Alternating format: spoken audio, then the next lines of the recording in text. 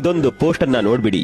ಇದು ಭಾರತ ಪಾಕ್ ಮ್ಯಾಚ್ ಆರಂಭವಾಗೋದಕ್ಕೆ ಮುನ್ನ ಐಸಿಸಿ ಹಾಕಿದ ಪೋಸ್ಟ್. ಇದರಲ್ಲಿ ಪಾಕಿಸ್ತಾನದ ನಾಯಕ ಬಾಬರ್ಗೆ ರಾಜನ ವೇಷ ತೊಡಿಸಿ ಸಿಂಹಾಸನದಲ್ಲಿ ಕೂರಿಸಿ ರಾಜನ ಕಿರೀಟ ತೊಡಿಸಿ ಗ್ರಾಫಿಕ್ಸ್ ನಲ್ಲಿ ಬಾಬರ್ಗೆ ಬಿಲ್ಡಪ್ ಕೊಟ್ಟಿದ್ದು.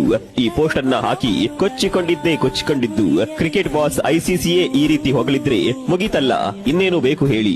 ಆದ್ರೆ ಮ್ಯಾಚ್ ನಲ್ಲಿ ನಡೆದಿದ್ದೇ ಬೇರೆ.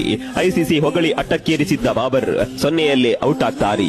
ಅಲ್ಲಿಗೆ ಐಸಿಸಿಯ ಬಾದ್ಶಾ ಮಂಕಾಗಿ ಹೋಗಿದ್ದ.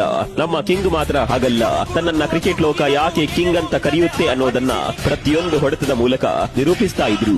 ವಿಶೇಷ ಅಂದ್ರೆ ಮ್ಯಾಚ್ ಆರಂಭಕ್ಕೂ ಮುನ್ನ ಬಾಬರನ್ನ ಹೊಗಳಿ ಪೋಸ್ಟ್ ಮಾಡಿದ್ದ ಐಸಿಸಿ ಮ್ಯಾಚ್ ಮುಗಿದ ಕೂಡಲೇ ಕ್ರಿಕೆಟ್ ಲೋಕಕ್ಕೆ ಕೊಹ್ಲಿಯೇ ಕಿಂಗ್ ಅಂತ ಪೋಸ್ಟ್ ಮಾಡುತ್ತೆ. ಆ ಪೋಸ್ಟ್ ಯಾವ ರೀತಿ ಇದೆ ಅನ್ನೋದನ್ನ ಒಮ್ಮೆ ನೋಡಿ. ಆ ಪೋಸ್ಟ್ ಇದೆ. ICC the king is back ಅಂತ ಪೋಸ್ಟ್ ಮಾಡಿತ್ತು. ಅಲ್ಲಿಗೆ ಕ್ರಿಕೆಟ್ ಲೋಕದ ನಿಜವಾದ ಕಿಂಗ್ ಯಾರು ಅನ್ನೋದು ಇಡೀ ಜಗತ್ತಿಗೆ ಗೊತ್ತಾಗುತ್ತೆ. ಬೇರೆ ಟೀಮ್ಗಳ ಎದುರು ಆಡುವಾಗ ಕೊಹ್ಲಿ ಒಂದು ರೀತಿ ಆಡಿದ್ರೆ, ಪಾಕಿಸ್ತಾನ ವಿರುದ್ಧ ಆಡುವಾಗ ಆ ಆಟ ಬೇರೆಯದ್ದೇ ರೀತಿ ಇರುತ್ತೆ. ಇದೇ ಕಾರಣಕ್ಕೆ ಸೋಷಿಯಲ್ ಮೀಡಿಯಾದಲ್ಲಿ ಕೆಲವೊಂದು ಪೋಸ್ಟ್ಗಳು ಭಾರಿ ವೈರಲ್ ಆಗುತ್ತಿವೆ. ಪಾಕಿಸ್ತಾನದ ಅಸಲಿ ಅಪ್ಪ ಕೊಹ್ಲಿ ಅನ್ನುವ ಪೋಸ್ಟ್ಗಳು ಭಾರಿ ಸದ್ದು ಮಾಡುತ್ತಿವೆ.